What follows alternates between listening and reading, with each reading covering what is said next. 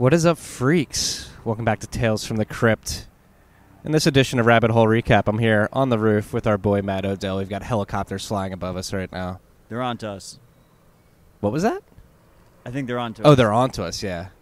Yeah. Did you see any ladders coming down? Not yet.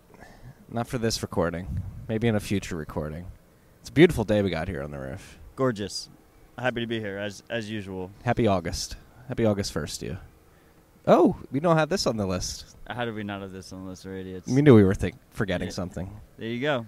So, yeah, it's August 1st. It's a 2-year anniversary, or some people want to call it an anniversary. Some people... Bitcoin Independence Day. Bitcoin Independence Day, when the user-activated soft fork was enabled. Is that technically what happened? What technically happened on August 1st? Well, didn't everyone go with SegWit and then Bitcoin Cash happened? Yeah, Bitcoin Cash forked off. Exactly. Because like the SegWit 2x folks were like, oh, well, everyone will go along with it, and then we'll do the 2x part later on. I think it was 90 days after. Yeah, so it never actually... I mean, it kind of did happen, right? I mean...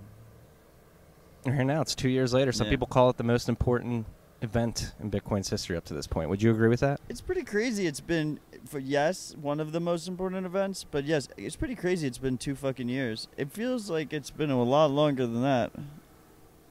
Yeah. No, it is. Does it feel like it's been longer? Lightning was like but a dream 2 years ago on this day, right? Like we needed SegWit for Lightning. There was no Lightning clients, and there was no Lightning network. It didn't exist yet. And, yeah, now we have crazy proliferate. We actually got a lot of Lightning news on the docket for this episode in particular. But, yeah, all enabled by SegWit and users sticking up for themselves and sticking up for the network and not caving to the demands of what some would consider an economic majority. Not that they had the power anyway, but this proved without a shadow of a doubt that full node operators sort of dictate the rules in the system. Well, we kind of talked about it on July 4th. And also on the podcast that we just released with Richard. So many things in this world end up getting co-opted by centralized actors, right? And this was a very unique case where Bitcoin was able to not do that, because of both activism from the stakeholders, but also because of how it's designed to be highly resistant to change in the first place. Yeah. No, then a lot of people argue whether or not that event in particular sort of launched the crazy mania that we saw for the rest of 2017. In my opinion, was definitely a bullish event to prove Bitcoin's utility and overall its robustness and decentralization at that point in time. Yeah, because you had the Bitcoin Cash fork, and then you had the SegWit 2x failure. Think about all the shit that's gone down in the last 2 years. That's what I'm saying. It doesn't feel like 2 years. And here we are, just 2 years later, and people are already complaining that Lightning's moving too slowly, know? No, and that goes back to the statement I made a couple weeks ago when I was on that bachelor party. Like, it's quiet, too quiet. Like, I feel like things are too good almost. But yeah, we'll touch on a lot of that. Before we get into the topics of the day, we got to give a quick shout out to our sponsors, Cash App. They're letting you freak stack sats. They just rolled out a new UI. If you haven't checked it out yet, check it out. You can buy Bitcoin, send, receive Bitcoin on the app now, and they're rolling out BEC32 enabled sending and receiving, or I'm not sure about receiving, but you'll be able to send to a BEC32 address. It looks like soon that's being rolled out. Yeah, I think receiving is not even a SegWit address right now. Not positive. I think it's still a legacy address. I know mine is. I'm pretty sure it's legacy. But beyond that, they have the Boost program as well. I used my Boost card this morning at the coffee shop, saved myself $1. You get a Boost card, you go to merchants, like a local coffee shop, a Whole Foods, DoorDash, Taco Bell. They're adding others. And you shop at these merchants, you get money, and then you can stack sats with that. So use the promo code Stacking Sats if you have not downloaded Cash App yet. That's Stacking Sats, one word. You're going to get $5, and then $5 is going to go to a very cool charity that's near and dear to our heart, Al's Lacrosse out of Chicago. So go download the Cash App today. Use Stacking Sats as the promo code. Then we got to give a shout out to our other sponsor, Unchained Capital. You already know all about them. We mentioned Parker Lewis's Gradually Then Suddenly newsletter last week. What we did not mention is that he also dropped a link to his incredible paper, Ender's Game, which is on the Unchained site right now. But beyond Parker's writings, they also have the 203 multi-sig Volt program. If you guys are looking for a third party to help with your custody. Unchained is there with their vault programs where you can use a Trezor or Ledger multi-hardware setup, and Unchained will be there to be a signing member if you ever need them to come sign a 2 or 3 multi-sig. On top of that, they have their loan program on the other side. If you don't want to sell your Bitcoin and use it as collateral to get USD loans, you can do so on their loan side. So go to www.unchained-capital.com/vaults. Check out their vault program. And yeah, shout out to our sponsors. Matt, it's been like a good week in terms of a mix. It's a good mix of macro news we have lined up, a good mix of technical news, and a good mix of some other topical stuff in the Bitcoin world. So it's an interesting, far-ranging conversation we're about to have. Where do you think we should start? Let's start with positive news. Jack Mallers announced that they're working on a full node completely integrated into Zap. You basically have Bitcoin Core in Zap already. So when you just launch that, it'll give you everything. Yeah, it seems like Pierre's node launcher with a better UI on top of it. Yeah, essentially. just all wrapped into a single program, right? Yeah. So like you can imagine people running that, and then you could easily run Wasabi or Electrum Personal Server next to that and use it with like a cold card or something. So you'd have basically like 2 app install. That's pretty simple for what you get: a full Bitcoin node, a full Lightning node, and a way to interact with a hardware wallet. Yeah, on top of that, they have the mobile app, so you can connect your node to your mobile app and monitor your node while you're on the go, and transact while you're on the go if you're using Lightning as well. So shout out to Zap, just putting out good shit week in and week out, it seems. This came out of nowhere. I wasn't expecting this. Was this like known on their roadmap? I feel like this was a bit of a surprise. He kind of just teased it on Twitter, right? Yeah. It was a great surprise. I was really happy about that. Yeah. I think it'll make it a lot. We already love Zap, and I think it'll make it a lot easier for people to use it to its fullest, right? Yeah, exactly. So shout out to the Zap team, pushing that forward, and I guess is a good segue into BitMEX. They put out a blog post this morning, sticking on the Lightning Network here. They tested out watchtowers, and they did a nice write-up of basically them setting up a watchtower and proving that it caught a malicious transaction and what's the word I'm looking for? Justice transaction. Yeah, a justice transaction. Such a good term. Was executed. So we'll link to that in the show notes. It's just a blog post explaining how they did it, how it worked, and they set up some pretty granular details in there. So it's a good way to see how this watchtower system works in the wild. Like we said, we saw Will Byrne demo this at BitDevs a couple months ago, and it works. Yeah, it's pretty cool to see it in person actually go down. But BitMEX Research does a lot of good write-ups like this. So yeah, that's one thing we're going to talk about. BitMEX Research, they had to shut down their node, their Ethereum node, because it was getting too expensive. They had a bunch of them, right? That's the whole point. They had like their version of Fork Monitor where they run all the different Bitcoin clients. Yes. And I guess like no one was using it, and it was just got really expensive to run. And then on a similar vein, did you see what Ryan X. Charles posted? The BSV guy? I muted that guy a while ago. Our former hero at Reddit, who then fell and became a villain.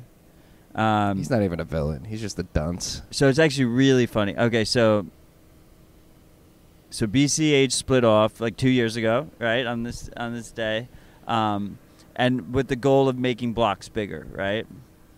And what Bitcoiner said was you don't want to increase those blocks. If you increase the block size too much, or the block weight, that's how we calculate it now, the block weight. But if you increase that size too much, it becomes prohibitively expensive to run a node, because your bandwidth requirements keep going up and up and up, right?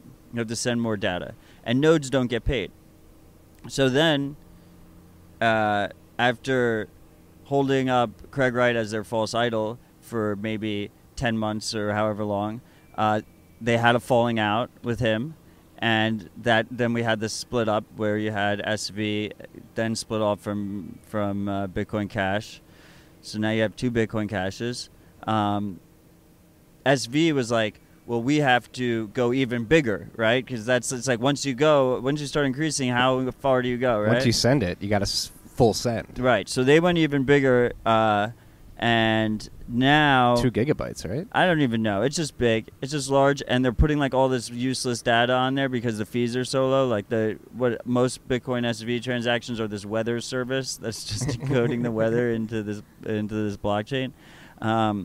So Ryan Charles, who is a former Bitcoiner, then Bcasher, then Bcash SVer, runs the site Money Button, which is like one of their so-called premier projects in the space. And he just wrote a tell-all blog post where he's like, it's too expensive to run a node. Like, we need donations. Like, you don't understand. Like, we don't get paid to run a node. The blocks are too big. It's like, dude, are you fucking kidding me? And then not only that, the Bcashers are like, we warned you guys. We told you that it was going to be bad because the SV went bigger than them. You know, while they're doing the same, they're committing the same exact foul, and they just think like it's proving them right. So it's pretty hilarious development. Poetic justice at the end of the day, right?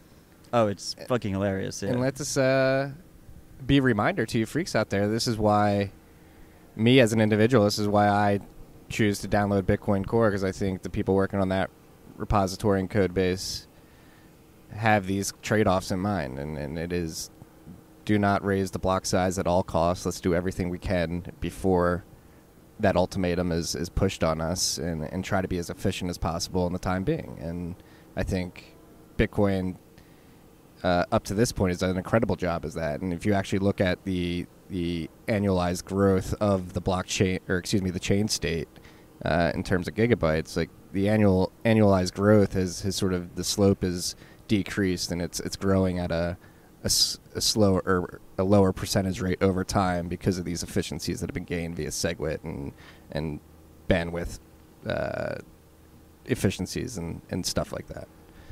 Yeah, you want to keep it as efficient as possible. And what's really cool is what people don't realize is one of the benefits of these failed minority forks and of altcoins is that 2 years ago, 4 years ago, 5 years ago, when we were having these debates, it was all theoretical. And I mean, the safest decision is to side on the conservative side, right? But now these forks come out, they've done it in practice, and now we have like real use cases to point to where we're like, look, they did it. This is the issues with it. You can see it clearly creates centralization. You know, it becomes prohibitively expensive to run a node. You know, even something like Ethereum proves a lot of the debates that we've had over the years. Yeah, and that's why it's important to try to seek out like the signal in all these scaling proposals. Like, just arbitrarily raising the block size is lazy and not a really obviously not a really clever way, a real clever way to try to solve this problem. And comes with major trade-offs. Exactly. Right? So that's why things like Erlay, things like UTXO, like try to focus on those proposals that approach scaling in a clever way instead of just arbitrarily changing a variable in the code. So Erlay will help a lot with bandwidth. UTXO could potentially help with the chain state size as well. So things like that instead of just chatting the block size. Yeah, and you don't want to make changes. You know, there's no once you do it, the damage is done. And so you want to be as conservative as possible. You can always make changes in the future if they become necessary. Yes. Yeah, so that was talking development process and efficiency. A thing that I wrote about this morning, and a hot topic in the news recently, has been coin joins, and in particular coin join implementations, whether it be Wasabi or Samurai. One that is not talked about as much, I feel, but has been around the longest and has a very unique way at facilitating coin joins is Join Market. And last week, Chris Belcher from Join Market sort of proposed the concept of a fidelity bonds on Join Market. There's too much coin join and join market going on here. So basically, a fidelity bond would help to prevent Sybil attacks. So a Sybil attack can happen right now on the maker side of the maker-taker market. Within join market, basically you can have one entity represent a bunch of inputs to sort of reduce the anonymity set of a coin join. And so Fidelity Bond would force makers to tie their Bitcoin up in a time lock contract for a certain period of time to sort of increase the price of the cost of attacking or executing a Sybil attack. Yeah, Join Market was the first one of these 3 implementations. I remember when it came out, I was like super excited about it. The cool difference here is that it runs on a maker-taker model, similar to a lot of exchanges. So basically, if you have a lot of funds that are available to be mixed, you're the maker, and you get paid Bitcoin to facilitate those mixes. Now, the issue with all coin, so that's different than something like Wasabi, where you're paying Wasabi's coordinator money, or something like Samurai, where you're paying Samurai's coordinator money, but the 2 people involved in the transaction aren't getting paid for it. So with Join Market, it's kind of nice because it creates this free market incentive that really is similar to Bitcoin in a lot of ways, where it aligns incentives to add liquidity to the network. The biggest issue with Join Market has been UX. It's a lot more difficult for the average user to use. And then the other thing is, with all these CoinJoin implementations, we have the issue of Sybil attacks, which is basically, just imagine if an attacker just tries to participate in as many CoinJoin rounds as possible. And the way most of them get around it is by introducing this fee, right? Whether it's the Samurai fee or the Wasabi fee, and that's it. It puts a cost to the attack, right? But similar to like Bitcoin transaction fees, like if you try to flood the network, you have to do this cost. But with Join Market, you don't have that. It's a reverse incentive, right? Because the maker is getting paid to do it, so you could get paid to do Sybil attacks. So this is a very clever way to try and get around that. Yeah, no, and it puts a cost on the Sybil attack, and then on top of that, it creates a sort of natural incentive for long-term holders to participate in these Fidelity Bond sales and purchases, because an increased anonymity set makes Bitcoin more fungible, which therefore makes it more useful, gives it more utility, which therefore drives demand for it and the price higher. So if you're a long-term holder with a financial incentive, to me it just seems natural that buying and contributing to this Fidelity Bond model sort of makes sense in the long term. I mean, I think if you're a long-term holder, like participating in providing CoinJoin liquidity in general already, like I imagine most makers in Join Market system were already long-term holders, right? It just this added mechanism works well for them because, as you said, they're already long-term holders, so they'll be comfortable time locking some Bitcoin to prove that they're a responsible actor, basically. Yeah. No, and another thing about Fidelity Bonds, like while we're on the topic, I just thought it was a pretty unique implementation of op check lock time verify, which is basically the time lock function, an opcode that allows you to lock your UTXOs up for a certain amount of block time. Did he say how long he wants to lock them up for? It's just a rough. I bet there will be a market. Like I assume there will be a market for it. The longer you lock it up, maybe more credit you have. Yeah, more. And the more you lock up, and yeah, so it's like a quasi reputation system too. Like you're trusting the people who own these bonds and have for a certain duration of time, I would imagine. It's pretty clever.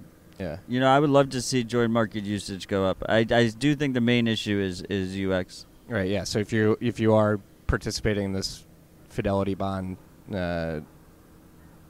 system, you have to be careful with your UTXOs before and after you use it. So you have to make sure they're well mixed before you purchase a Fidelity Bond or lock your UTXOs up in a Fidelity Bond.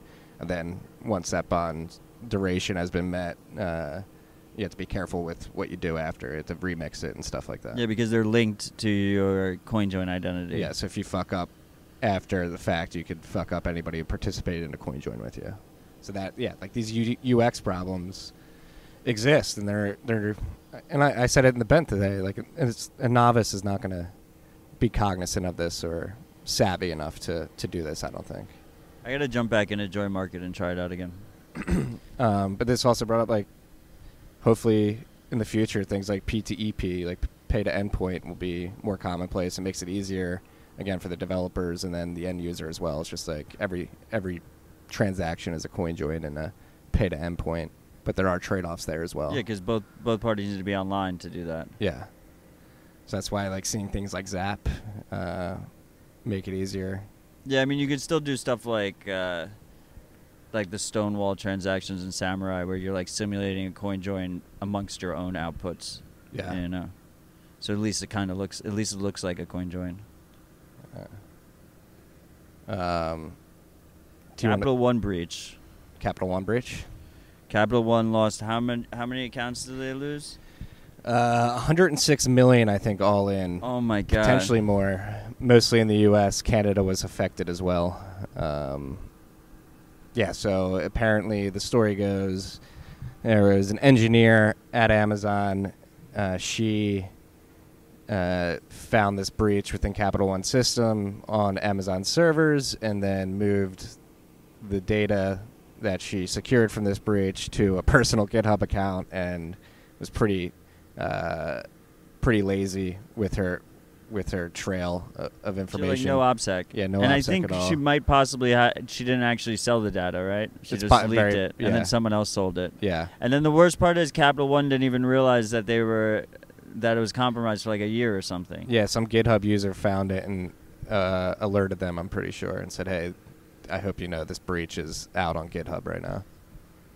The craziest part, we were literally talking. I mean, we talk about it all the time, so I guess it's not that coincidental. And these things happen all the time. But we were talking with Richard the day before this breach happened about how, will people care about their privacy? And, I'm an ardent believer that as more and more of our information is online and more of these hacks happen, people will wake up.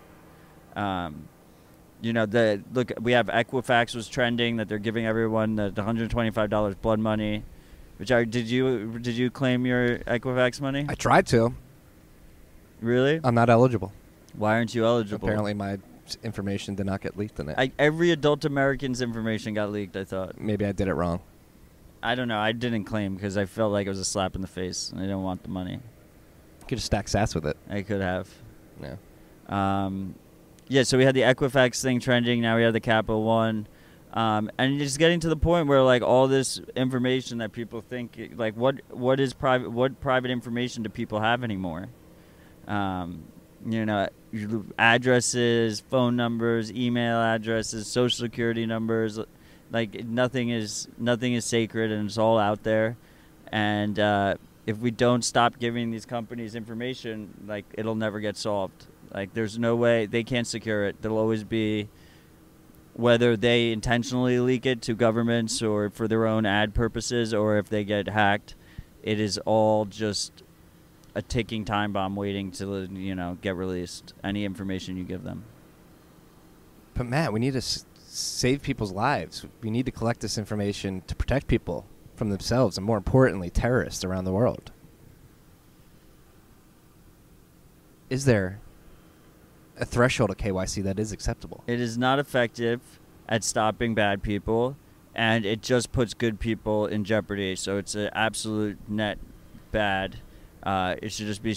The thing is, KYC is necessary for a lot of things in the legacy financial system, just because of how they handle fraud. Their fraud systems aren't effective without it. Yeah, but with Bitcoin, we don't need that. Because it's a push system, right? Yeah, because it's a push system, and it's a digital bearer asset that they can verify themselves. So it doesn't really matter what the identity is.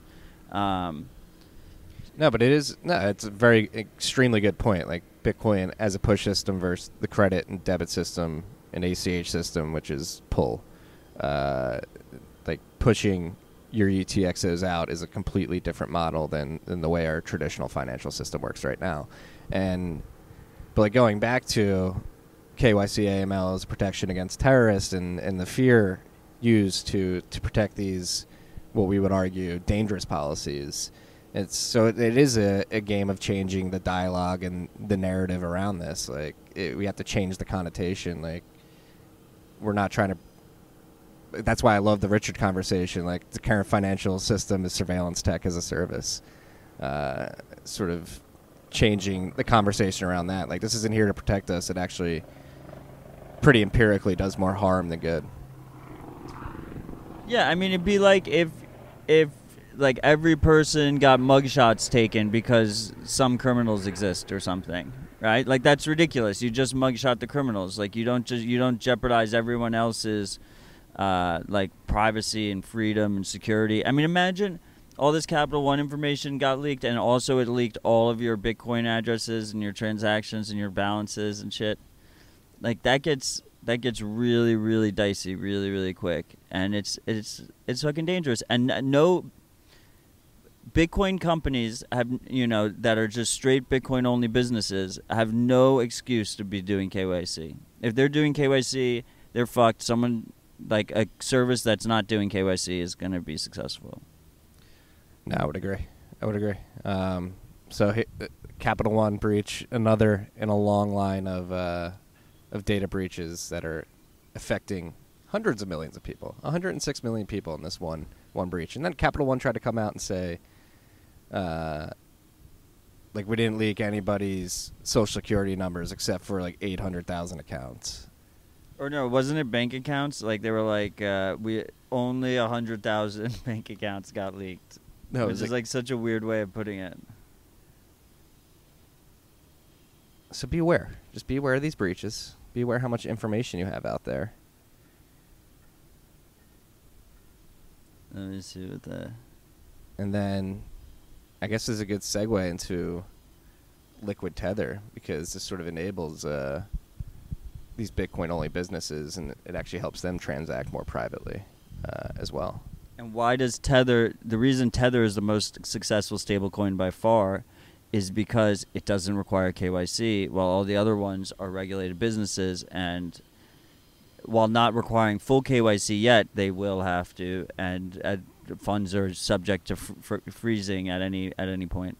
Exactly. So, for you freaks who are unaware, Tether has been launched on the Liquid sidechain. You can now, the exchanges within the Federation, and I assume individual users as well, can use Tether on the Liquid sidechain. And where this really gets interesting, and the debate it sort of sparks, is Liquid Tether in particular going to be the vehicle through which exchanges and traders start moving funds between exchanges, because of the advantages afforded on the Liquid sidechain, like confidential transactions and you can't see balances. Yes, it's super fast and you can't see balances. What are your thoughts? Do you think this seems like a good hypothesis? I think that makes sense, right? Because it's like what our buddy Nick said. He's like, why would you want if you're a big trader? Why would you want your funds show up on whale calls, right? Like the Twitter account that just says when there's big, large fund movements. Yeah, exactly. That's gonna be annoying as hell. Like,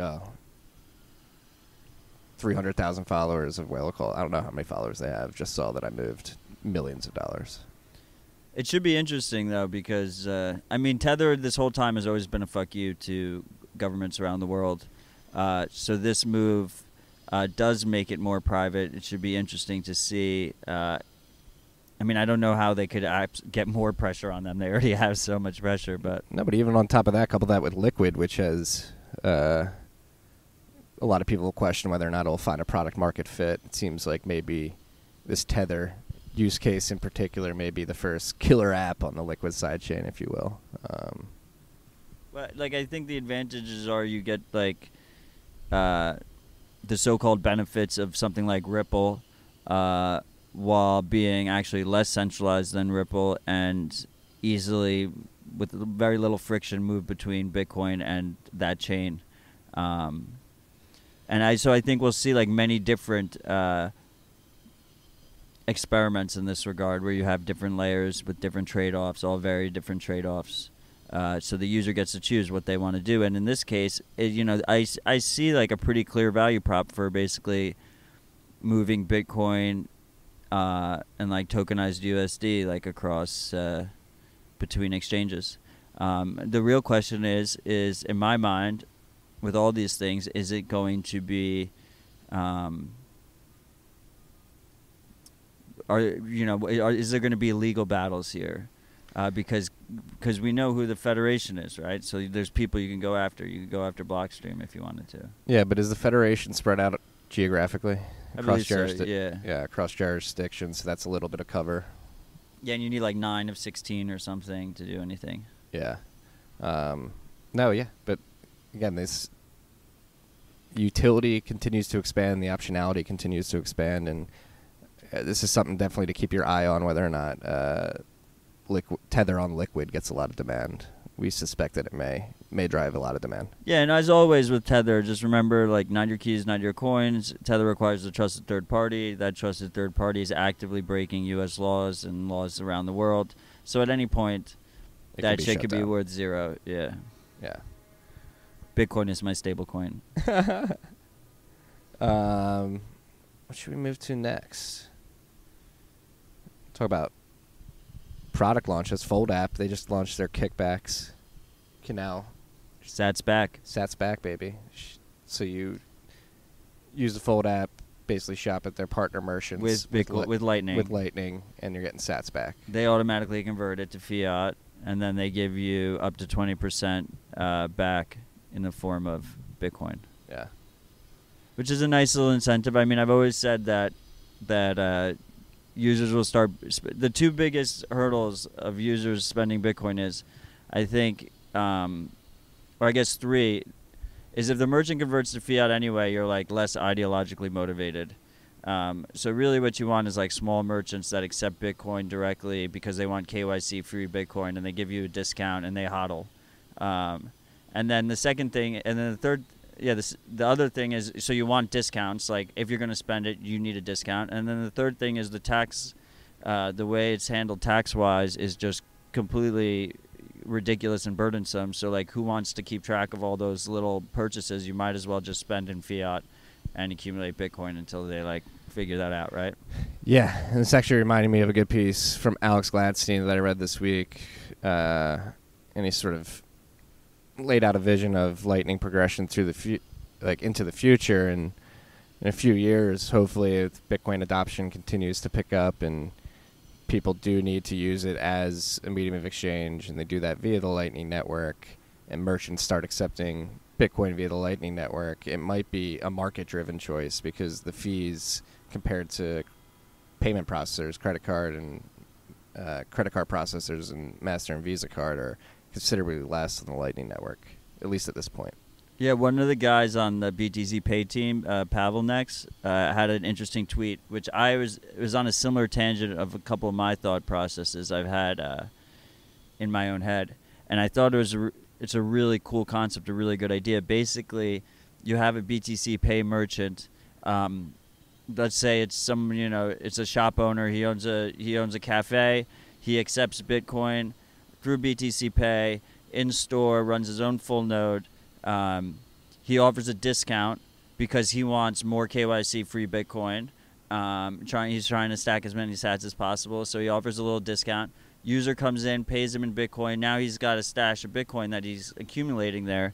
He could then operate as a point of sale for Bitcoin and do small purchases, so like users could come in and pay him cash. Customers can come in and pay him cash and get paid Bitcoin. He's like a decentralized Bitcoin ATM, and that way he has fiat access for some of his Bitcoin without having to be connected to any kind of like fiat off ramp or anything. That's fucking beautiful, right? That would be a really nice closed loop, and there's a lot of good incentives at play there. I think for both the store owner to shill it and for the customer to want to use it. So maybe that's who we have to reach out to as our bodega owner, our local bodega owners here. Yeah, I mean, I think once we get just like a super simple BTC Pay, like point of sale system in place, like we're very close. It's such a young project, It's crazy that you can just free. tell them to like plug it in. And yeah, so if you're actually, this is actually a good segue into. I saw.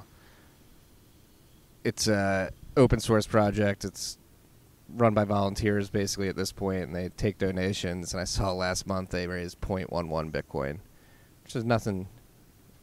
It's 11 million sats. 11 million sats, but for a project that's producing so much, please consider donating. Yes. Yeah, consider donating to them. We should probably set aside some funds of the TFTC. Maybe we'll send some try to figure out a way to immediately send some of the dime bag sets. I've donated to them a couple of times. I have as well. But yeah, maybe we'll do like some kind of. I like the idea of fundraise drives too. Yeah. I mean, they just did a really successful one for tour. They just need to do one for themselves. So we could do one for them. Maybe we could do that with the merch too. They're just so humble that they're better at raising money for other projects than for themselves. They did a great one for Hot. They did a great one for tour. Shout out to the BTC Pay server team again. Yeah, and then while we're on the topic of like Sats back and stuff like that, I probably should mention Lolly. There was obviously some hoopla earlier in the week, probably incited by me in particular. Yeah. I wish I would have worded that tweet differently. I don't know. We were pretty tame about it, all things considered. It was like, it was kind of fucked up, seeing that on Twitter, just seeing. And it wasn't just the fact that it was that they put the trademark. So they put the trademark next to stacking sats, trademark symbol, and they put it next to sats back.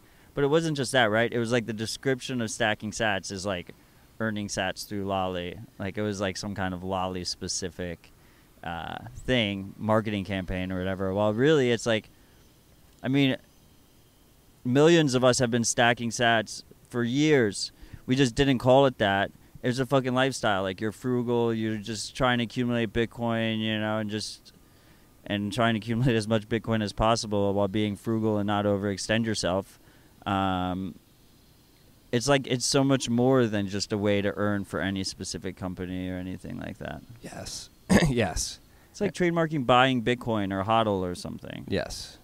And we should be clear that Lolly has no intention of using this trademark to profit. Right, they said it was defensive. They pulled it from the site after the controversy, so yeah, that was good. They made a mistake and they fixed it. Yeah, we're still huge fans of Lolly here, and yeah, so I don't think they're trying to use the stacking sats trademark to profit at all. I don't think like if a company wanted to send out cease or desist or whatever, like they wouldn't be able to defend a stacking sats trademark. I don't think. Yeah, so that's that. I don't love trademarks. I don't think we should be trademarking memes. It's so much more than that. And regardless of what any company does, we're going to keep saying it. We're going to keep doing it, keep living it. So, no, it does bring up an interesting debate, though. It's like, is defensive IP purchasing okay? This is part of the reason why I like having my fiat job still, is because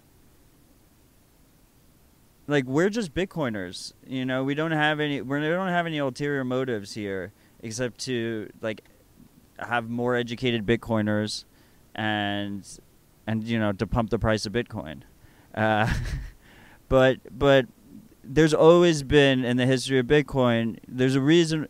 Bitcoiners respond quickly and swiftly and a little bit aggressive, but in a loving way, because we've had so many people and companies that have appeared as good actors and then have completely eroded away that trust and tried to fuck us, right? So I don't think Lolly is one of those companies. But I think that is also a very positive display, because it showed other companies. There's a bunch of companies that they've had their eye on stacking sats, right, trying to wrestle it for themselves. And I think like it tells you that at the end of the day, if any of these companies try and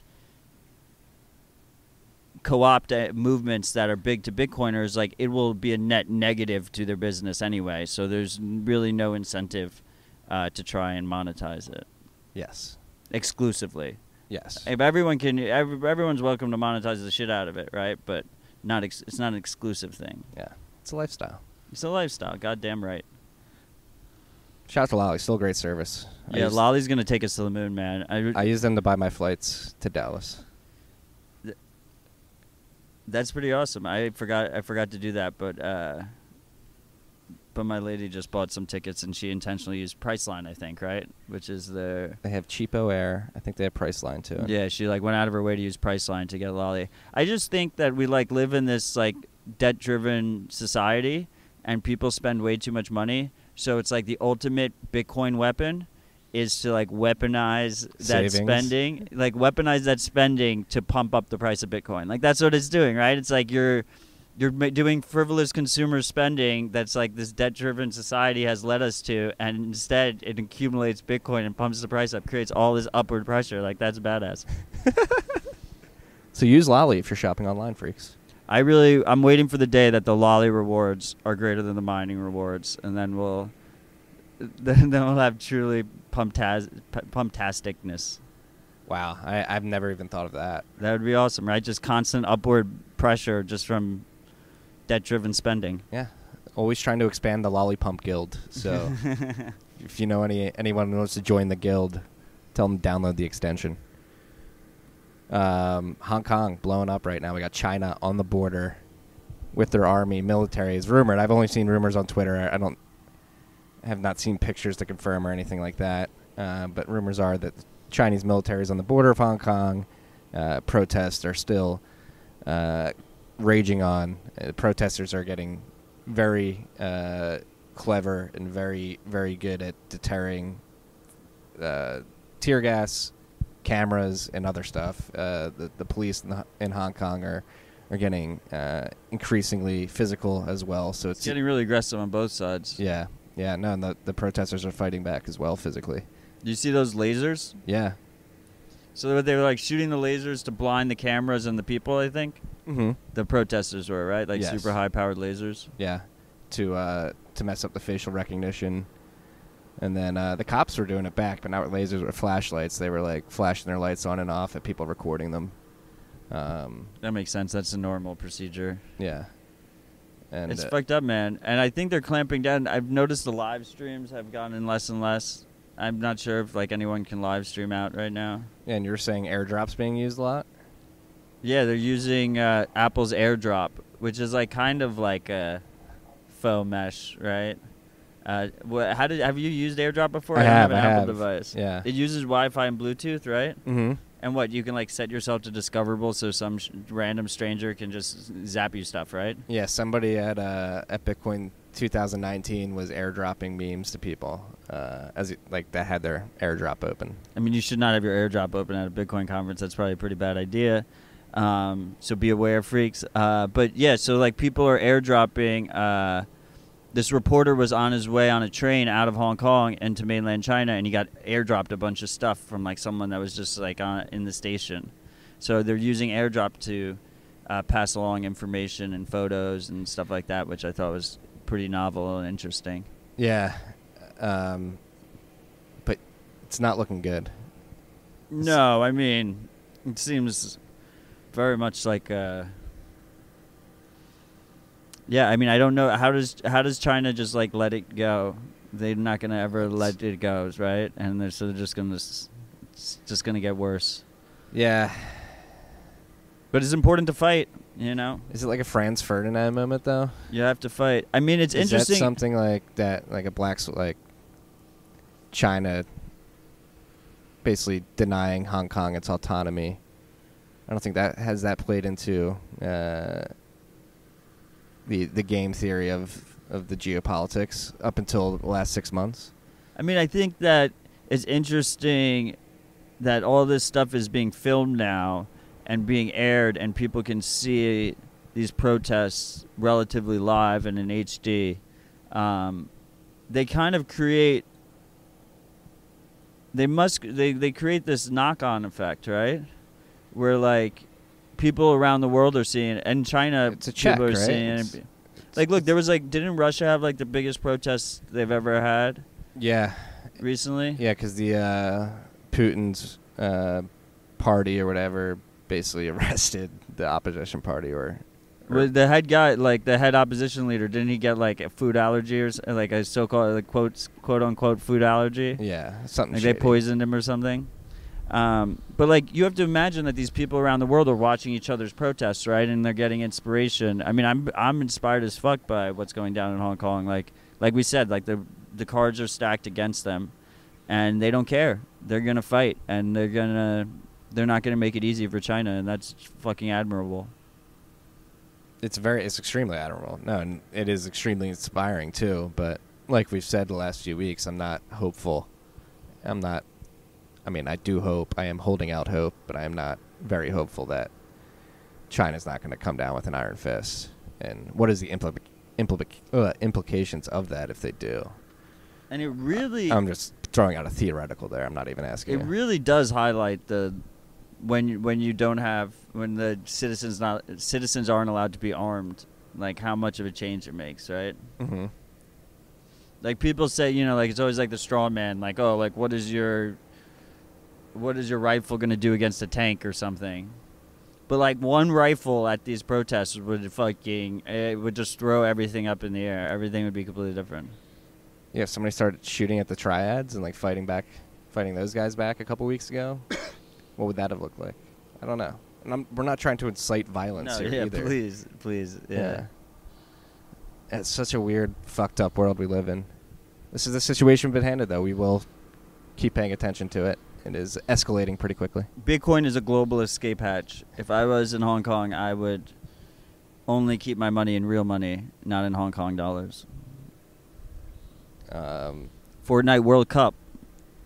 On to more interesting topics. We are in the future, freaks. We are in the future. That was fucking... That was something else. 18,000 people in Arthur Ashe Stadium, the tennis stadium where they do the U.S. Open. 200 contestants, 100 in singles, 100 in doubles. Youngest were 13. They didn't let anyone in younger than 13. That was their age limit. And the oldest were 24. And there was only 2 24-year-old guys, so all youngsters. This is a young man's game, it seems. So we're talking about Fortnite had their annual championship now? It's the first one ever. First one ever. Yeah. It's insane. 13-year-old from right outside of Philadelphia won $3 million. 16-year-old. 16-year-old. Booga. Excuse me, 16-year-old. He fucking dominated. You watched some of this, didn't you? He won the single. Yeah, dude, it's fucking cool. I don't know. I never watched esports or anything, but I knew it was on. I turned it on. You can watch it. Fortnite. What's really interesting with Fortnite is they control the whole vertical. Their app is available on every single platform, from like iPhone to Xbox to computer, and it's free. And they operate on this freemium model, right, where you like buy these skins that are just completely aesthetic and don't do anything for skill, and people just spend millions of dollars on this shit. But they control the streaming, everything, the tournament. It wasn't on a channel. It was like streamed through their apps, right, live in HD. They don't have to pay NBC a cut or whatever. They don't need to. They control the whole ad experience, everything. No, it's insane. From a business perspective, that's pretty crazy. And so people were throwing charts out after this tournament, whatever you want to call it, and World Cup. There we go. Like money spent or hours spent on gaming and money spent on gaming is skyrocketing compared to video and audio. Like video and audio are becoming like a blip on the radar. We're missing out, dude. We need to get a Twitch account. We're too old already. I know. We're too old, but how crazy is that? We'll get a young gun and bring him into TFTC, and it'll be our age range. 16-year-old won. God. A 13-year-old came in second, right? Or third? No. So what was really cool is they had $30 million in prizes, right? And to qualify, all qualifiers were online, so you could be any kid in the world, and you could do the qualifiers. Top 100 in doubles, top 100 in singles qualified, and they got paid $50,000 just for getting in, flown to New York, right? So they needed to get money to be able to go to New York and compete in this shit. And then this kid, an Argentinian kid who was 13 years old, came in 5th place, brought home $900K.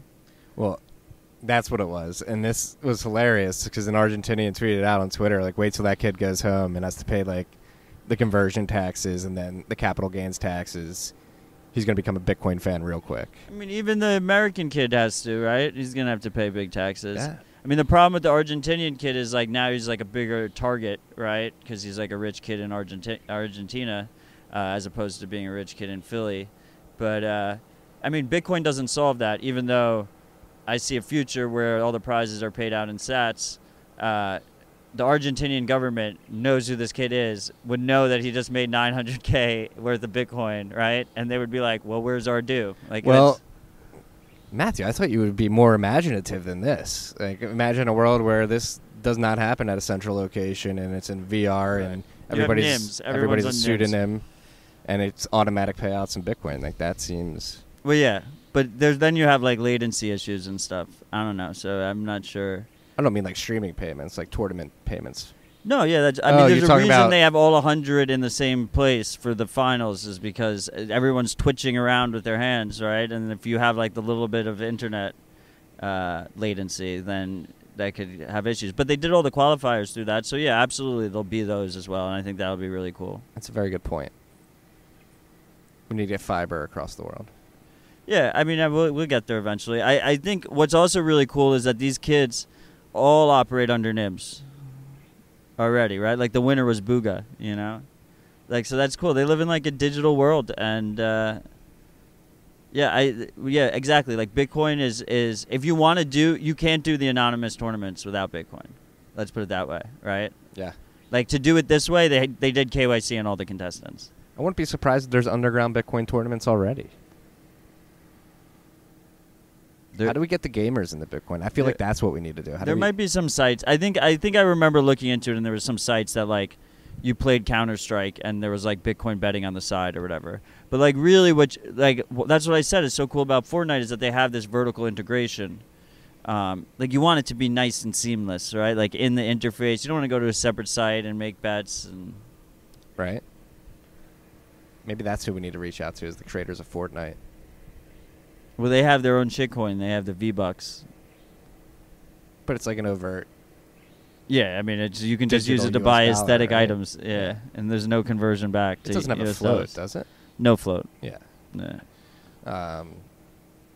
Last topic.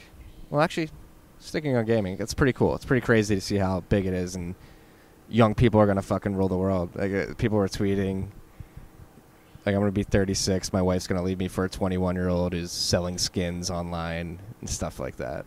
There's like probably like there's like poor families around the world that are like telling their kids like they had some spare money on the side. They just bought them some kind of gaming computer, and they were like, "You're gonna dig this family out of this hole by the time you're 16." I would like imagine like in high school is like does like the varsity QB cost. now, like, is he a row lower than the guys who are playing Fortnite or whatever and they're good at it?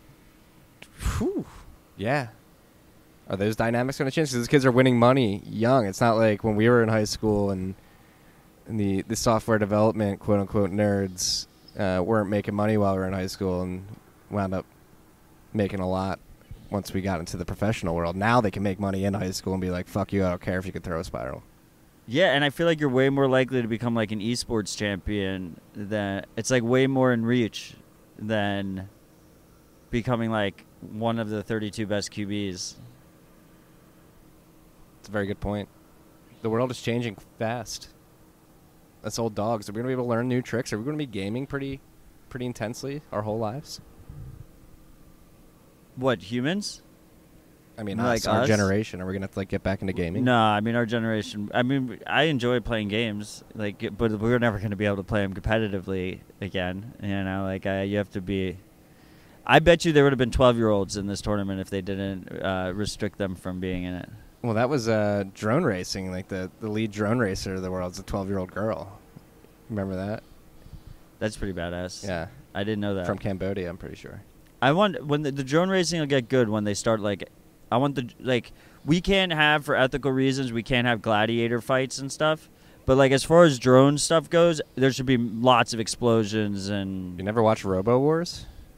Yeah, but that wasn't like they didn't take it. It wasn't big enough, you know. Like they need, and I want to see like flying drone races where like they're shooting at each other. I'm not even positive that's what that show was called. What, Robo Wars? Is that what it was called? I think that's what it was called. Yeah. Dope show. But it was short. It left short. You know, there wasn't enough destruction, and like the tech kind of wasn't there yet either, right? But I want to see explosions and shit. It's true. That'd be cool. Then the other thing I would say is Are like robots people too? What? Are robots people too? No, robots aren't people. I think it'll be interesting. They're definitely not people, Marty. I think it should be interesting. Like, do we hit a point with VR where it gets so good that like people only stay in VR, right? Like that could be an issue. Definitely. VR's like for as much hype as VR's had in the last 5 to 10 years, it's been all hump and no red rocket. Like I haven't seen like a mainstream VR app yet. Yeah, I think we just like hit the point where like at some point it'll be easy enough and like immersive enough. Like there's a threshold there where it feels better than real life, right? And we're pretty far from that threshold, but it should be able, just like air conditioning is dope. Like it should be like relatively easy to manufacture some kind of like pod system where like you like go to a place and you get in a pod, and it's just. Do we want that? No, that's what I'm saying. We probably don't, because the incentives would be that everyone would just try and get to the point where they could afford a pod and then just check out. Is that the the picture of Mark Zuckerberg walking down the aisle is everybody in the presentation wears the Oculus VR? That's a precursor to a future that may come where you have his smirking ass being like, these idiots are all living in a world that I created. And they're not even enjoying the real world. I'm on my private beach out here. Now, if you were in that situation, though, it'd be really important to have a digital bearer asset that you could bring with you into that other world. This is a very good point. So enter Bitcoin. Yes. You don't need a shitcoin for that either. The last topic we have here, I just want to put this argument to rest. Roy Sebag, the founder of Gold Money, and Mene, Roy Sabag, excuse It's me. so disappointing. I kind of liked Mene. So explain Mene. Mene is a cool service, actually. Well, Gold Money is a service where you basically, they hold gold for you, and then you can send it to other Gold Money users through their platform or whatever. And then Mene is like an add-on to that as a separate company where you can buy gold jewelry that's 24 karat gold, and it's weighed out, and their premium is 20%. Just a straight 20% premium on the cost of the underlying gold, and at any point you can trade it back. So it's like a jewelry monetary item where you can it's liquid because they just promise to always buy it back from you at whatever the market price is plus their VIG. I forget what the VIG is. I think the buyback VIG is like 15% or something. Shit, 15? Yeah, I think maybe it's 10%. But it's 20% in the beginning. When you first purchase it, there's a 20% margin, and then there's a cost when you return it, if you return it. It was a pretty cool service, and they accepted Bitcoin. It's probably to disincentivize people from trying to trade them. Yeah, but and also it's because like there is a cost for them, right? Like they have to melt it down or do whatever they want to do with it, and as it has designs and stuff. But it's like pretty cool because you could do like a chain. And then, like, they have, like, little 1 gram blocks. Like, you can put as many 1 gram blocks on. I don't know. It's, like, it's a kind of cool concept, like jewelry as a monetary item. Yeah. And they accept Bitcoin. But this guy, it's like Peter Schiff. Peter Schiff accepts Bitcoin. But this guy's a gold bug, and he can't grok the trusted third parties. Yeah, so the argument in particular we want to point out here from Roy, he tweeted out last week that he thinks Bitcoin developers are extremely smart, but they're extremely frustrating because they should be trying to figure out a way to digitize physical gold and create a monetary system that way. And Tokenized gold. Tokenized gold. Basically, BitGold, which existed from 1997 to 2006, I believe. And I think there's a couple that exist now that are like basically Tether, but with gold. Yes, and so let's just put this concept to rest. Bitcoin exists because you cannot do this because of gold's physical nature. You can't do it without a trusted third party. Exactly. And trusted third party, as we all know, are security holes. And gold in particular, it's been proven throughout time. You go to Executive Order 6102 from 1933 when FDR confiscated gold from people and made people turn gold in. It is physical. They can take it from you. If it's centralized in bank vaults, the government can go to those bank vaults and take it from them. They will have the power at the end of the day. The company could be committing fraud and not have all the gold. That as well. There's layers and layers of third-party risks that come with this, and that is why Bitcoin in its non-physical form needs to exist, I would argue. Yeah, because you need something to pay the miners without a trusted third party. Yes, you need that token. And it is more divisible, more transportable. It's a lot harder for the government to go one by one to individual Bitcoin users. Number one, prove they own Bitcoin, and then 2, extract all of their Bitcoin if they do find out they have Bitcoin. And there's no way Roy doesn't realize this, right? It's like, how do you not realize this? I think they realize. They just, yeah. Incentives. Yeah, they just choose not to. Sunk cost of capital and reputation, clinging to a system that may not be possible to attain. I mean, if you ask Peter Schiff, he says that's why you have auditors and, the legal system and all this and all reputation systems and stuff like that. Bitcoin takes all that overhead cost and turns it into math. Exactly. It makes it way cheaper. Yeah. You can verify your transactions yourself. Yeah. So we just wanted to end it on that. Roy, I think you'll be looked upon better in history if you just concede that this is a better system when it comes to being unconfiscatable and more secure and more decentralized and actually more pure. Yeah, and his businesses accept Bitcoin, so he's kind of proving the point. Always keep that in mind. All right. Exactly an hour and almost 1 minute in. Got anything you want to end it on here? It's a beautiful day here. Hope you have a great weekend, freaks. Same to you, Marty. You as well. Stay humble, stack sets. Peace and love, freaks.